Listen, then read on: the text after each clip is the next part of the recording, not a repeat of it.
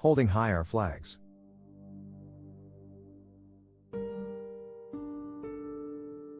On March 2024, controversy erupted after the US sportswear giant Nike revealed a redesign of the England flag on the English football team's new shirt, introducing purple and blue stripes to St. George's Cross.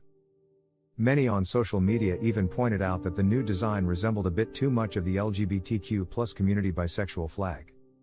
And then, a week later, ahead of the Paris Olympics, Team GB, the Great Britain and Northern Ireland Olympic team, unveiled a redesign of the national flag, the Union Jack, in pink and purple, ditching the classic red, white and blue.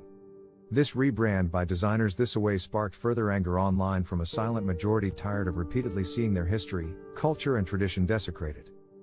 Already back on October 2023, in a video circulating on social media, during a pro-Palestinian protest, the Met Police, Greater London Police Force, threatened two Londoners holding an England flag with arrests, suggesting they may be racist.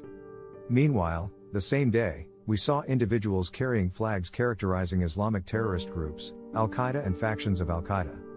Besides, while waving an England flag in England is considered racist and might offend Muslims, nowadays Palestinian flags fly all over the country.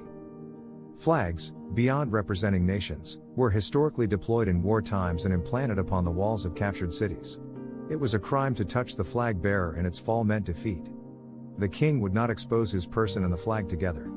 Carrying the flag was normally entrusted to a general.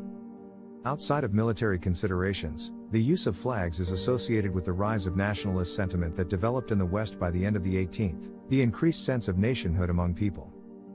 Therefore, flags are representative of an army in times of war and the national embodiment of a country in times of peace. Henceforth, we can legitimately ask how it became illegal in Western countries at peace such as England to fly the flag of your own country in your own country, but tolerate to fly the flag of a foreign country at war. Certainly, flags of Western countries have been misappropriated by far-right groups and lunatics misusing them, but the woke left has also been quick to relinquish them and demonized Western patriotism. Indeed, while liberals applaud people who boldly defend their identity and their culture, as long as they are not Westerners. Oppositely, they defamed Western flags, calling them racist, the symbol of white nationalism, the reminiscences of the Empire, the Crusades. Their ideology is a mix of animosity for European history, its value, Christianity, white people, blended with a simple and naive version of universalism. Sprinkled with the guilt born from the Manichaean narrative in which only Western countries are responsible for colonialism and slavery. Therefore, for those recognized as being historically oppressed by the West, the defense of their culture, homeland and identity is a necessity. Contrary to white people, demonized and accused of spreading hatred if doing the same. In reality, the West is no longer in the 19th century warlike nationalist imperialism mindset. In fact, in this day and age, nations are the historical structures protecting the working class against the violence and predation of the financial oligarchy. Indeed, the open borders policies defended by the liberals enable the importation of cheap labor for capitalist companies engaging in social dumping, i.e. paying foreigners below the standards specified by law to increase their profits.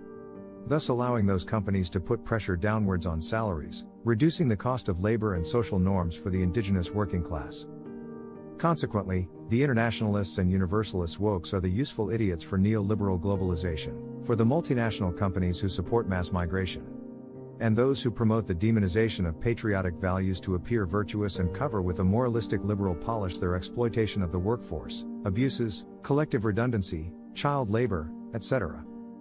That is why, in Western societies, the greatest act of resistance against the domination of the globalist elites is to hold high the national flag. Like, comment and subscribe for more videos.